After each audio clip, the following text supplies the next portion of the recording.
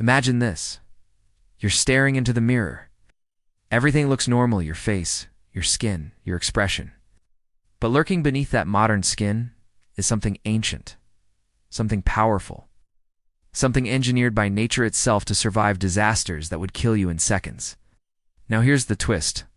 This thing isn't a monster, it's family. Meet your cousin, the Neanderthal. And no, they weren't dumb cavemen. They were superhuman. Let me tell you a story that science textbooks got horribly wrong for over 150 years. It all started in 1856, when miners in Germany uncovered some strange bones in a cave. Big skull, thick limbs, massive brows. The scientists took one look and declared, brute, primitive, obsolete. And just like that, the myth of the dumb Neanderthal was born. But myths don't survive contact with evidence. For decades, we kept digging, caves, bones, DNA. And with each shovel of dirt, the truth clawed its way back into our story. The truth? Neanderthals weren't evolutionary rejects.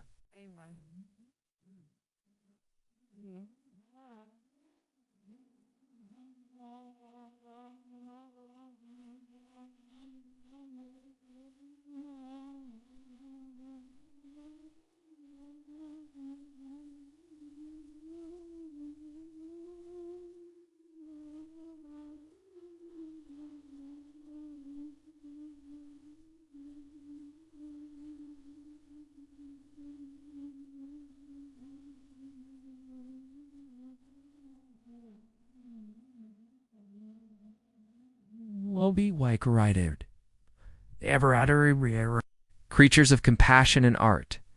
Industrial engineers who invented medicine before humans invented the wheel. And they're still here. Let's start with how they looked. Forget the hunched-over, club-dragging idiot you saw in museum dioramas. Neanderthals were built like tanks. Shorter, thicker, stronger. Imagine a 5'6", 180-pound wrecking ball of muscle and bone density. But here's the twist. They weren't clumsy. They were efficient. Their compact frames, perfectly calibrated by evolution to conserve heat in frozen hellscapes. Their wide noses, built-in humidifiers to warm the glacial air before it hit their lungs. Their huge eyes, night vision goggles for life under gray European skies. And those scary brow ridges, they weren't just for intimidation. They held bigger eyes, bigger vision processing regions in the brain. In fact, recent studies suggest their brains were larger than ours in some areas. But Tandir's the key. It wasn't just about intelligence. It was about different intelligence. Neanderthals didn't sit around philosophizing or writing poetry about the moon. They were too busy staying alive in the most hostile environments Earth could throw at them. Want proof they were tougher than us? Look at their bones. Neanderthal femurs make ours look like toothpicks. Their skeletons are packed with healed, injuries, broken jaws, fractured skulls, crushed limbs. They didn't just get hurt. Got hurt badly, and then they healed. Imagine fighting off a bear with a wooden spear, getting thrown into a tree, cracking your ribs, and then dragging yourself back to camp to recover for the next hunt. That was Tuesday for a Neanderthal, and it gets even crazier. These injuries weren't fatal because Neanderthals didn't die alone. They took care of each other. In a cave in Iraq, scientists found someone who should have been long dead. His name? Shanidar 1. Half-blind. Arm crushed and useless, foot twisted, spine worn out from arthritis. By all rights, this guy should have been left behind. But he wasn't. He lived to his 40s, possibly 50s, which in the Ice Age is like hitting 100. Why? Because someone cleaned his wounds, fed him, protected him, day after day, year after year. This wasn't survival of the fittest. This was survival of the kindest. Still think they were dumb? Let me tell you about tar. Not the black sludge on roads today, the ancient kind. Neanderthals were creating birch tar. That's right, chemical engineering 200,000 years ago, and not by accident. To make tar, you have to heat birch bark in a sealed container without oxygen at just the right temperature. That's not something you discover by luck. That's experimentation, refinement, transmission of knowledge over generations. Modern archaeologists call this the first industrial process. It predated modern humans in Europe. You want more? They made jewelry from eagle talons. They collected black feathers. They painted cave walls with red ochre and made stenciled handprints 65,000 years ago. It's possibly 80,000. They weren't just trying to survive. They were trying to say something, to leave something behind. Art, symbolism, identity. Now here comes the real mind-bender. Neanderthals never actually disappeared. They merged. In 2010, scientists sequenced the first Neanderthal genome. Shock followed shock. Turns out people of Nan-African descent carry 1% to 2% Neanderthal DNA. Some populations even carry more, through back migration into Africa. That's not a fluke. That's survival through sex. Our ancestors didn't just fight Neanderthals. They married them, loved them, made babies with them, and their DNA lives on. In your immune system, your skin tone, even your response to diseases, that ancient face in the mirror, it's real. But if Neanderthals were so advanced, so tough, so smart, why did they vanish from the map around 40,000 years ago? Did we wipe them out? Did nature turn against them? Or was the real danger being too perfect for a world that was about to change? So here we are. We've met the Neanderthal, your ancient cousin. Being so strong, so resilient, so damn advanced, they made modern humans look like amateurs, and yet they vanished. Roughly 40,000 years ago, their footprints disappear. No more tools, no more art, no more burials, just silence. But how did the toughest creatures on Earth go extinct, while we fragile, clumsy Homo sapiens survive? This is the twist in the story, and it's not what you think. To understand what really happened, we have to let go of the Hollywood version where smart humans beat dumb cavemen. It's fantasy, because the archaeological truth is murkier. It's way more human.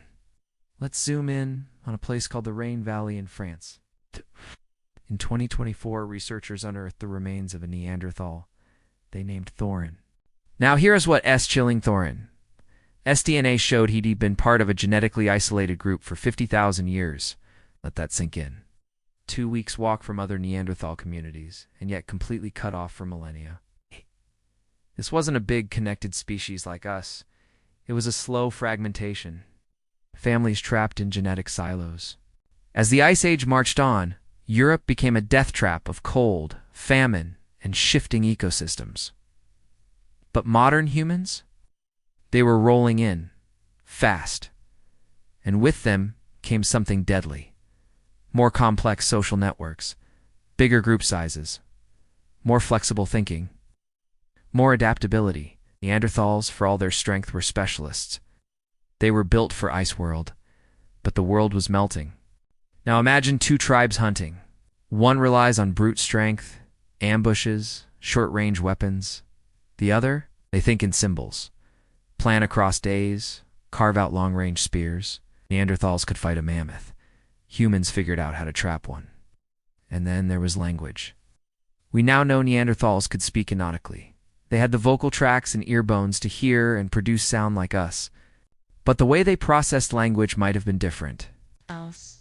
Some research suggests their brains were wired for concrete, immediate thinking, not metaphor, not abstraction. In a world that suddenly demanded innovation, rapid change, symbolic thought, it mattered. Humans exploded with culture. We sang, we painted, we buried our dead with meaning, we built alliances beyond blood, and Neanderthals didn't. Or if they did, it wasn't enough. It's like watching two software systems. One's optimized for performance, the other for updates.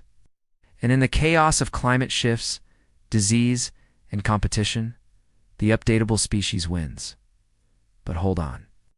This isn't a victory lap for us, because here's the darker truth. We didn't just outcompete them, we absorbed them. Every time Homo sapiens moved into new territory, traces of Neanderthal DNA followed. Not from conquest.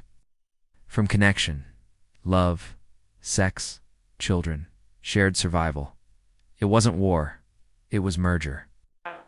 By 2010, scientists had sequenced it. What they found was wild.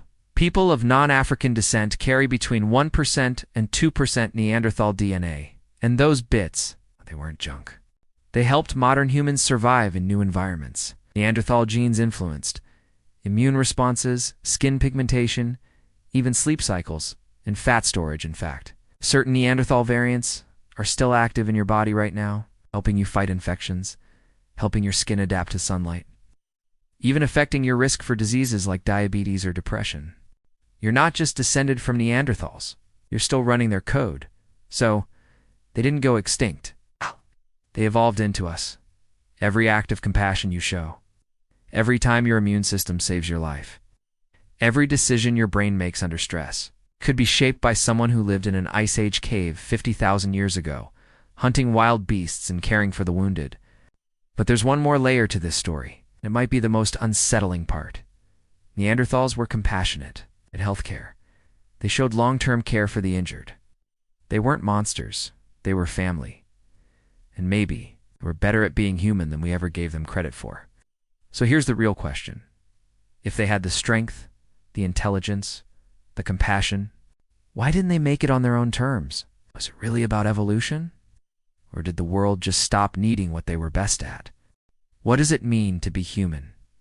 Is it language, compassion, art, the ability to suffer, and still choose kindness? Because if that's the metric, then Neanderthals weren't just human. They were extraordinary. And the more we dig into their world, the more it starts to look like a mirror, not a primitive echo, but a version of us that might have understood something we forgot. Let's talk about something that makes us uniquely human. The way we care. Not just for the healthy or the strong, but for the broken, the vulnerable, the dying. Neanderthals did that. Let me introduce you again to Shnidar 1. We mentioned him in part 1, but now we go deeper. This man had a shattered face, one eye gone, or blinded. His right arm, withered and useless. His legs deformed and riddled with joint disease. Couldn't hunt, couldn't contribute, couldn't even walk without pain. Yet he lived, not for days, for decades. Why? Because someone made sure he did. They fed him, protected him, sat by the fire with him every single day. That's not survival of the fittest. That's survival of the gentlest. And their care didn't stop with broken bones. Let's talk medicine. Neanderthal teeth show grooves evidence they used toothpicks. But that's just the start. Trapped inside the plaque on their teeth, ancient plaque scientists found traces of bitter plants, not food. Medicine. They were chewing on poplar bark. Why does that matter? Because poplar contains salicylic acid, active ingredient in aspirin. They were treating pain, naturally, intentionally. They didn't just keep each other alive. They tried to heal each other. But maybe the most haunting evidence of their humanity is in their silence.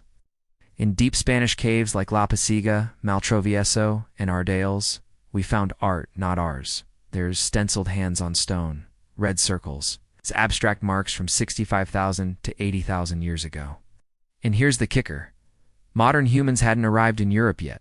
This wasn't imitation. This was invention by Neanderthals.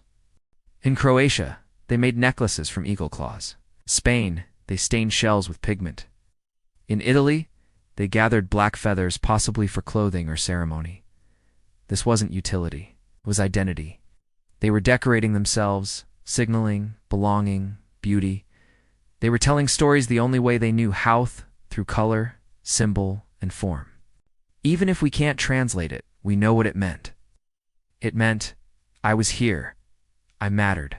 Here's the real gut punch. Some of their medical strategies make modern hospitals look primitive. Evidence shows that Neanderthals developed long-term care systems that included physical support, sanitation, and pain relief. They didn't just bandage wounds. They built networks of trust.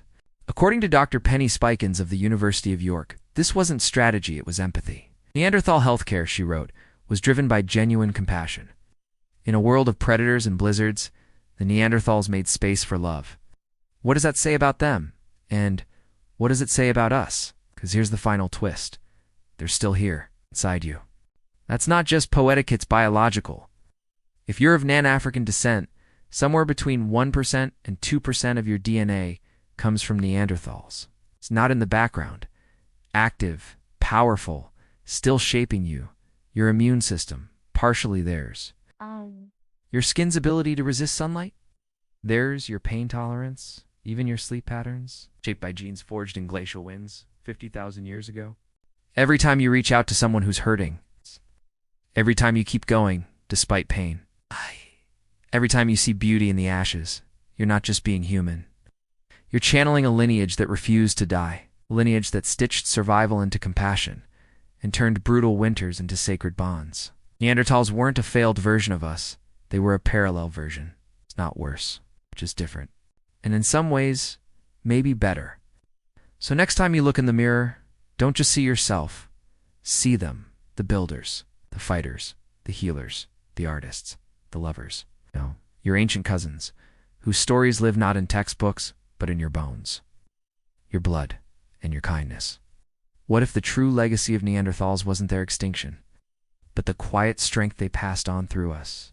And what if being human means finally realizing how much of them still breathes in us? Neanderthals never died. They became us. If this made you rethink what it means to be human, share it with someone. Because the more we understand our past, the better we shape our future. Let's keep the story going.